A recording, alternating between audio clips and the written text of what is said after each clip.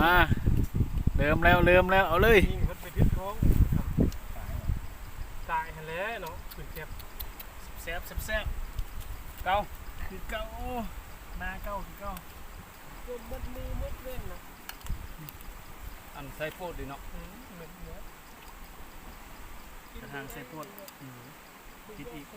วันนี้ที่ตามมันนี่ที่ตามนี่เนี่ยพี่น้องคือในนี้รับนก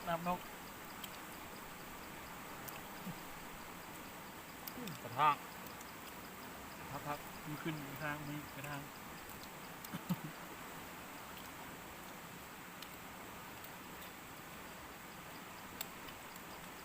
งองเผาพักได้กระลังผมใช้บางบาท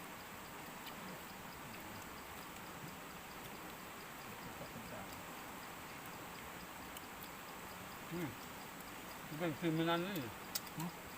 กินโน่นกินเบียร์ใบกันคือเลยกันถ้ามันคือมันนั่นเลยก็ดีได้ปากได้ยุ่งเลยนะที่มองสองบ้านก็เป็นติ๊กอยู่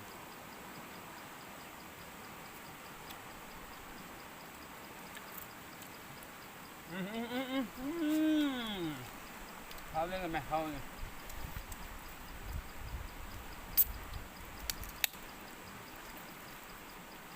กระทางทีจะสั่นนู่นกันบ้านเขาทำมาพูดตรงมันต่อไปมันเล่นมานี่ก็ได้ก็ได้ข้าวแม่คือเป็นอะไรแล้วมันตัว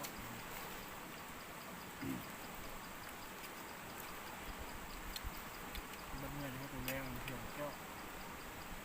นี่ก็คือเหลือก็เพียงเลยเหลือ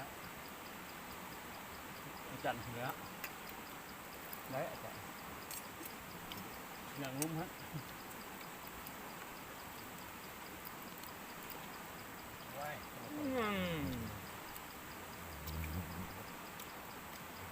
mà thay cái bà sẽ cô mình bó hết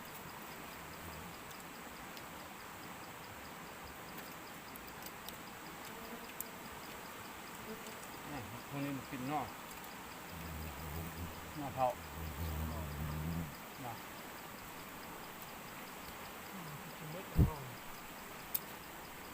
บาทคนป่าจะมีสมุนไพรที่ประกอบน้ำส้มเนาะน่าวมันละ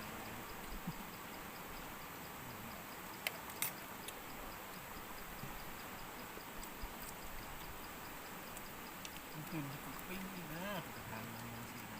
ปิ้งข้าง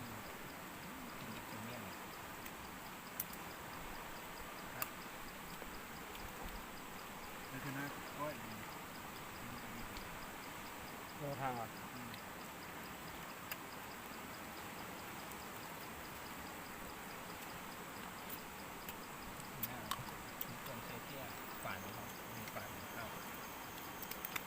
อันนี้นี่แหละ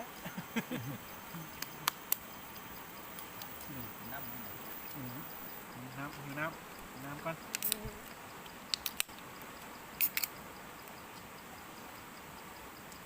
มาจากบ้านดูอ้าวมาเด้ออันผู้ส้มกันเลย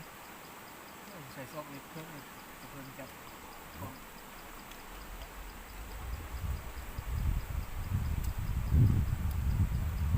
บ้านใกล้ตาดูหัวเนาะ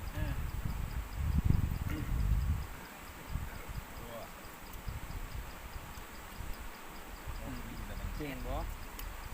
ปุ๊บปั๊บแต่เดียวให้กินเพราะ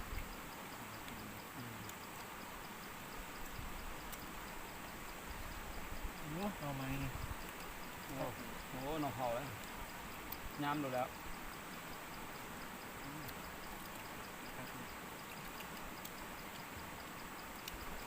ต้มบุษบสมัยนั้น โอ้โห ต้มอำล ขับดาบตัวนี้แห้งซีพอดี ำมีคนรัก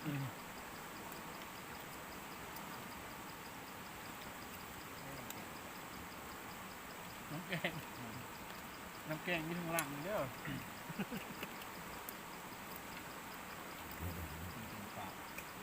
ออกว่าเนี่ย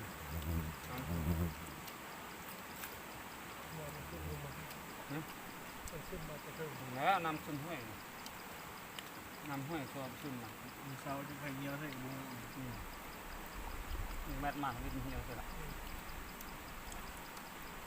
โอ้ตีพึ่งเนาะ ขึ้น5เดือน ญาติกินไม่วัดนะเป็นปีเดียวคืนนี้ไม่ได้กินตั้งวันนะพี่นะ งานสุก เป็นปากทำงานหมด หนักกว่าเรา กันใช่ไหม